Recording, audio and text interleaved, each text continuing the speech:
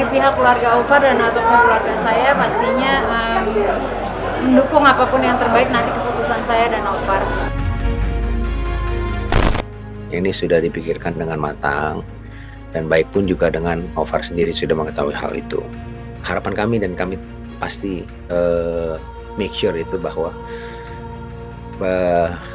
perceraian ini akan selesai dengan baik-baik dan dengan harmonis.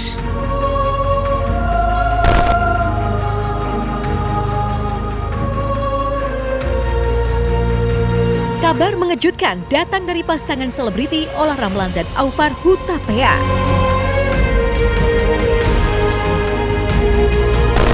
Pasalnya, kini Olla Ramlan dikabarkan telah resmi menggugat cerai suaminya di Pengadilan Agama Jakarta Selatan. Usut punya usut, sidang perdana akan digelar pada 4 April 2022 mendatang. Lantas bagaimanakah keterangan lebih lanjut dari pihak Olla Ramlan tentang gugatan cerainya? Lantas seperti apa tanggapan dari para sahabat atas kabar gugatan perceraian Olla Ramlan kepada Aufar? Baik, pada tanggal 23 Maret tahun 2022 kemarin, tepatnya hari Rabu, telah mendaftar di Kepanitiaan Pengadilan Agama Jakarta Selatan nomor 1316 PDTG 2022 PAJS atas nama Olla Ramlan Tisa binti Muhammad Ramlan mengajukan gugatan, dalam hal ini dikuasakan oleh Juan Felix Tampu Bolon sebagai kuasa hukumnya melawan Muhammad Aufar Sadat bin Daniel Hutapea ke Pengadilan Agama Jakarta Selatan. Daftarnya secara ikot di tanggal 23 Maret 2022 tersebut. Dan rencana agenda persidangannya yaitu tanggal 4 April tahun 2022 di hari Rabu. Dari pihak keluarga Aufar dan ataupun keluarga saya pastinya mendukung apapun yang terbaik nanti keputusan saya dan Aufar. Kemarin sempat ketemu sebentar tapi nggak ada ngobrol tentang ini juga tuh. Pokoknya intinya kita semua pasti mendoakan yang terbaik. Aku nggak bisa kasih statement apa-apa soal itu ya, soalnya sensitif sekali ya, karena aku juga nggak tahu menang sama sekali. Pokoknya doa yang terbaik aja. Permasalahan ini kami sudah ketahui kurang lebih 1 tahun silam. Dan proses sudah berjalan cukup lama untuk kami lakukan semacam proses untuk mendamaikan lah. Ya, kita cari solusi terbaik untuk apabila kawan-kawan ini, mereka berdua kawan saya baik dan saya udah kenal lama, lebih dari 10 tahun. Nah, tapi di luar dari itu semua langkah-langkah yang baik sudah kita lakukan. Ya, baik itu bertemu dengan pihak masing-masing secara individu bersamaan, dan juga kita memberikan input-input juga untuk diselesaikan juga dengan keluarga secara internal.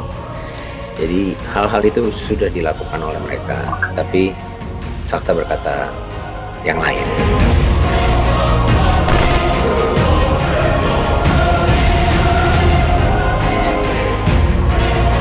Sebelum kabar gugatan cerai Olla Ramlan beredar, biduk perkawinan pasangan selebriti yang menikah pada Desember 2012 itu memang kerap dilanda rumor tak sedap.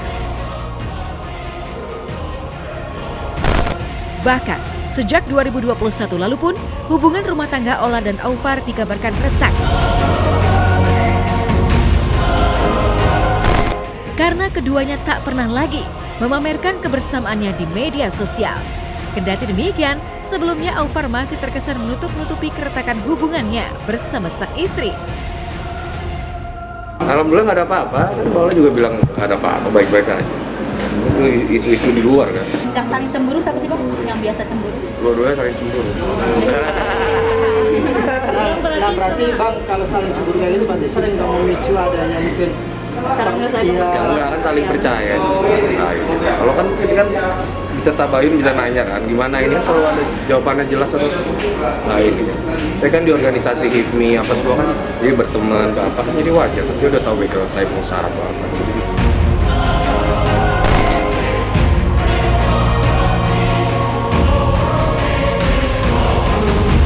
Sementara itu, di tengah gugatan cerai yang dilayangkan Olla Ramlan, Aufar juga tengah dilanda rumor negatif.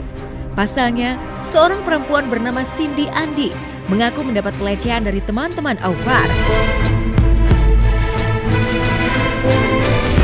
Bahkan Cindy juga menyebut bahwa saat peristiwa pelecehan itu terjadi, Aufar hanya diam dan tak melakukan apapun. Lantas bagaimanakah kronologi sebenarnya peristiwa pelecehan yang menyeret nama Aufar itu? Minta maaf sama saya, aku, dan satu lagi ya diproses sama hukum. Saya minta keadilan aja, karena kan bukan kayak harga diri saya juga udah hancur banget sebagai perempuan, gituin, nggak ada yang tolong satu pun, istilahnya kayak saya lebih dari pelampok, aku nggak mau. Saya lebih dari pelampok, aku nggak mau. Saya nggak ada di pokoknya, cuma dilihatin doang gitu. Saya perempuan, begitu banyak yang kenapa nggak ada yang bantu saya? Kenapa nggak ada yang amankan saya? Gitu. Saya minta keadilan aja sih sama saya. Minta keadilan aja sih sama saya.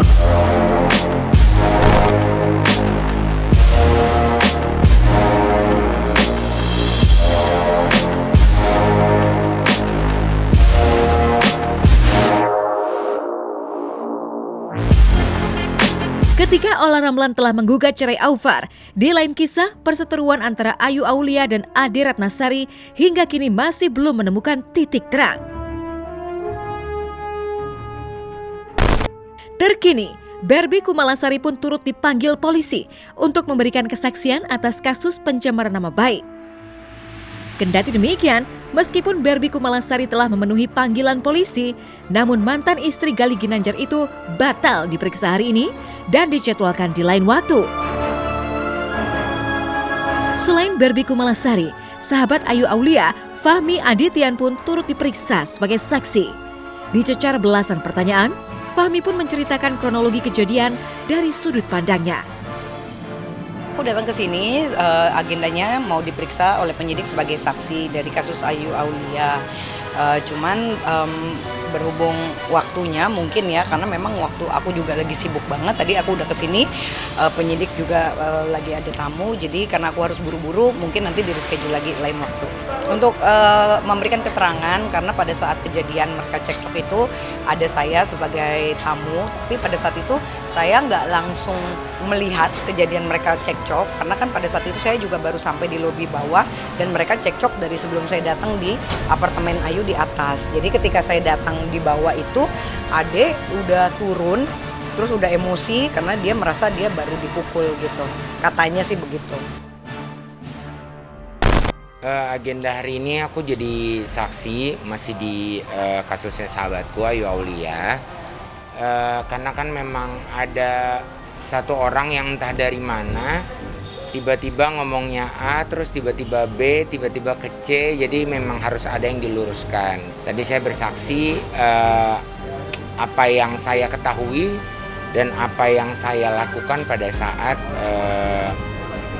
Ayu Aulia berusaha, bukan berusaha ya, percobaan bunuh diri itu. Tadi kira-kira ada belasan sih pertanyaannya, saya lupa ada berapa karena lumayan cukup lama ya, karena memang saya jelasinnya detail dari awal. Saya dikabarin Ayunya minta pertolongan yang seseorang yang ada di TKP tersebut gitu, dan saya juga yang mengirimkan ambulans, dan ternyata pada saat itu mereka tidak naik ambulans gitu, makanya juga saya rada-rada bingung di sini.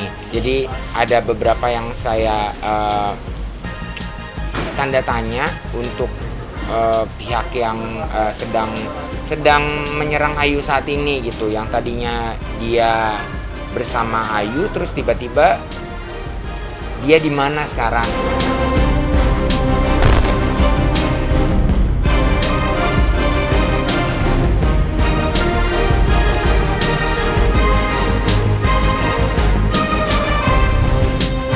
Sementara itu, sebelumnya Ayu Aulia pun telah terlebih dulu diperiksa oleh pihak berwajib pada Rabu 23 Maret 2022 lalu. Pada pemeriksaan tersebut, Ayu melaporkan Ade Ratnasari dengan pasal 310, 311, jungto pasal 27 Undang-Undang ITE terkait dengan pencemaran nama baik dengan ancaman 4 tahun penjara. Kan banyak, kan dia juga selalu berkoar-koar, dibilang lah katanya aku sakitnya settingan, dibilang lah katanya apa drama, dibilang lah ini itu kan gini. Dia itu kan baru kenal aku, yang tahu aku kan tentu keluarga, benar kan gitu. Dan kayaknya juga teman-teman media udah tahu deh aku sering banget kok masuk rumah sakit sebelum juga adanya bunuh diri itu kan gitu. Jadi kan gak mungkin juga aku ngomong sama media aku sakit apa sih gitu kan.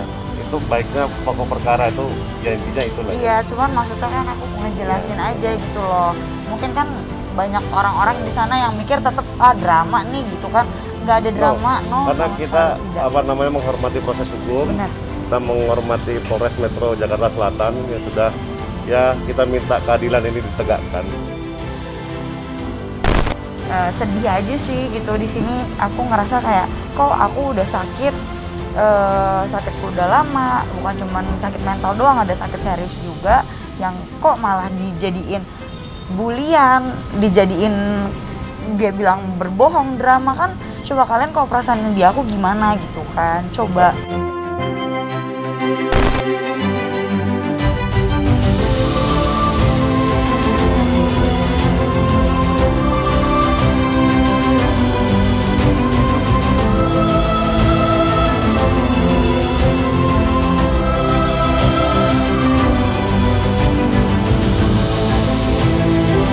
Di lain kisah, kasus pencemaran nama baik yang menjerat Adam Denny hingga kini masih bergulir di meja hijau.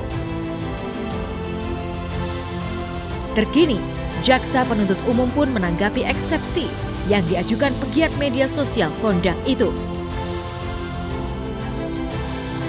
Di sisi lain, Adam Denny pun mengaku kecewa ketika niat baik ibunya untuk meminta maaf pada Ahmad Saroni dibalas dengan tindakan kurang menyenangkan. Pasalnya, menurut pengakuan Adam Denny mengungkapkan, saat ibunya berkunjung ke tempat Ahmad Saroni, sang ibu diusir hingga 2 kali. Lantas, seperti apakah kronologinya?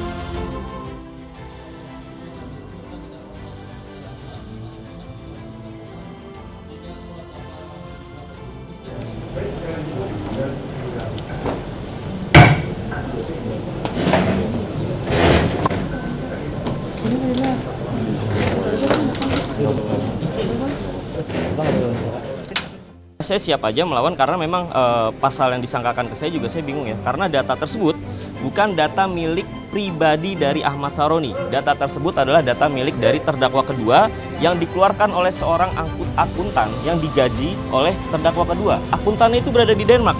Makanya saya bingung, kok bisa saya disangkakan penyebaran data pribadi milik Ahmad Saroni? Kenapa sih saya sekarang akhirnya mau fight, pasang badan, siap saya divonis berapapun saya siap. Karena memang ada 2 alasan. Yang pertama, ibu saya meminta maaf langsung ke rumah Ahmad Saroni 2 kali. Itu diusir. Itu benar diusir dan tidak dipertemukan. Itu dijaga oleh penjaga keamanannya. Saya sakit hati. Saya ingin bertatap muka dengan Ahmad Saroni sebagai anggota dewan yang dipilih oleh rakyat. Apakah dia tidak mempunyai seorang ibu?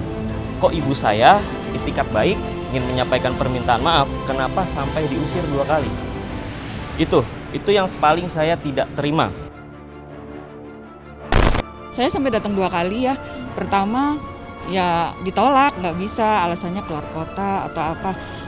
Saya berusaha ingin bertemu ibunya, nggak bisa juga. Itu hari pertama, saya sampai nunggu di depan pintu ada berapa lama ya, ada setengah jam, 1 jam gitu. Tapi nggak bisa. Terus beberapa hari kemudian saya coba lagi ke sana lagi, ya tetap nggak bisa, tetap ditolak. Terus ya udah saya disuruh pulang gitu. Ya nggak bisa saya sebutin lah kata-katanya, pokoknya intinya kayak gitu. Kalau saya udah mohon-mohon sampai saya ke security-nya itu, sampai saya, Pak, Bapak kan sebagai orang tua seperti saya, Bapak juga punya istri, punya anak, saya mohon ingin bertemu dengan Bapak gitu ya, tetap nggak bisa.